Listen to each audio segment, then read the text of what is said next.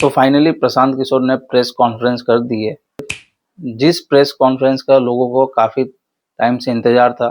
चुनाव के नतीजे आने के बाद प्रशांत किशोर ने एक भी प्रेस कॉन्फ्रेंस नहीं की थी। 18 नवंबर को उन्होंने एक प्रेस कॉन्फ्रेंस की। उस प्रेस कॉन्फ्रेंस में प्रशांत किशोर ने ये साफ किया है कि वो अभी बिहार की राजनीति नहीं छोड़ रहे हैं।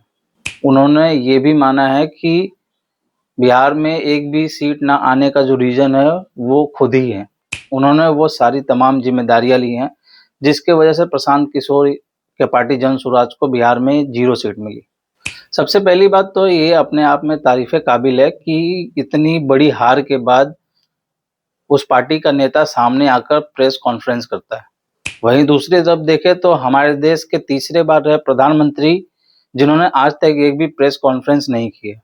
उन्होंने आज तक कोई भी चर्चा नहीं की कि देश की जो राजनीति है वो कैसी है, देश के हालात में क्या सुधार आ रहे हैं, देश कैसे ग्रो कर रहा है। ये सारी चीज़ें बस वीडियो के माध्यम से वो पहुंचाते हैं, लेकिन उन्होंने कोई प्रेस कॉन्फ्रेंस करके ये सारी बातें नहीं रखी है। एटलीस्ट प्रशांत किशोर ने हार के बाद प्रेस कॉन्फ्रेंस की। उन्होंने उन सारी बातों का जवाब देने का भी कोशिश किया जो मीडिया उनसे पूछ रही थी। लोगों के मन में 4-5 प्रश्न हैं जो मेरे मन में भी है प्रशांत किशोर को लेकर, और मैं वो आपको एक-एक करके उसका क्या उत्तर दिया मैं आपको बताऊंगा।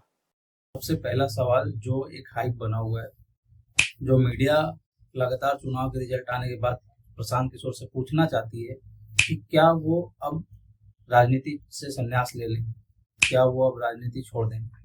क्योंकि प्रशांत किशोर ने ये कहा था कि अगर जदयू की 25 से ज्यादा सीटें आती हैं तो वो राजनीति छोड़ देंगे। इस पर प्रशांत किशोर ने प्रेस कॉन्फ्रेंस पर साफ कर दिया है कि उन्होंने ये माना कि उन्होंने ये कहा था कि उन्होंने ये नहीं कहा था कि वो बिहार में लोगों को मैनिपुलेट कर कर या वोट पैसे देकर वोट खरीदेगी और ज्यादा सीटें लाएगी तब वो रिजाइन देंगे। बिहार में आप सभी लोगों को पता है कि 10,000 की जो योजना चली, चुनाव से पहले अनाउंसमेंट हुआ, चुनाव के टाइम तक पैसे बांटे गए अकाउंट में। प्रशांत किशोर को ये लगता है कि इससे एक बहुत बड़ा प्रभाव वोट के टाइम पर पड़ा है। इसलिए उन्होंने कहा है कि ठीक है, सरकार ने 10,000 रुपए बांटे, उसमें कोई आपत्ति नहीं है, लेकिन जो दूसरी किस्त 2 लाख रुपए की है, अगर वो सरकार सभी महिलाओं को दे देती है तब मैं जाकर राजनीति से संन्यास लूंगा, क्योंकि उसके बाद मेरा कोई काम नहीं रहेगा। 2-2 लाख रुपए बिहार के अगर हर महिलाओं को मिलता है तो उससे वो स्वरोजगार करेंगी, जिससे पलायन जो है वो अपने आप कम हो जाएगा। जो मेरे मुद्दे हैं वो अगर सरकार पूरी करती है तो मुझे राजनीति में रहने का कोई जरूरत ही नहीं है।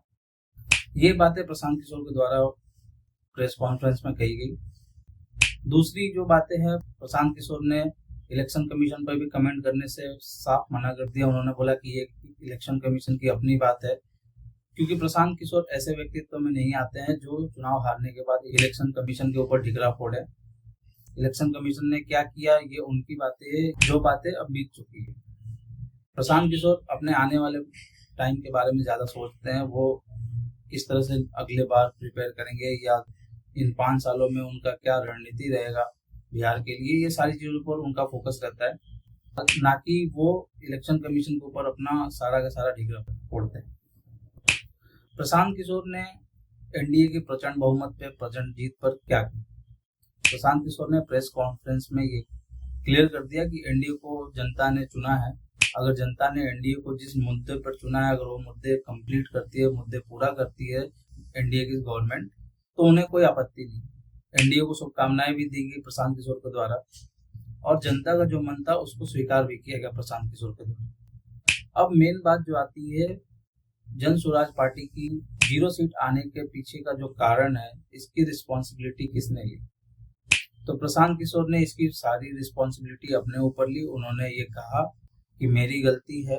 उन्होंने ये माना कि हम समझाने में नाकामयाब रहे, हम घर घर जाकर गांव-गांव जाकर ये बताने में नाकामयाब रहे कि रोजगार के लिए वोट करें, पलायन रोकने के लिए वोट करें, शिक्षा व्यवस्था के लिए वोट करें, स्वास्थ्य व्यवस्था के लिए वोट करें। ये सारी बातों को समझाने में हम जनता को नाकामयाब रहे, ऐसा प्रशांत किशोर के द्वारा प्रेस कॉन्फ्रेंस में कहा गया। प्रशांत किशोर ऑब्वियस सी बात है राजनीति कंटिन्यू करेंगे।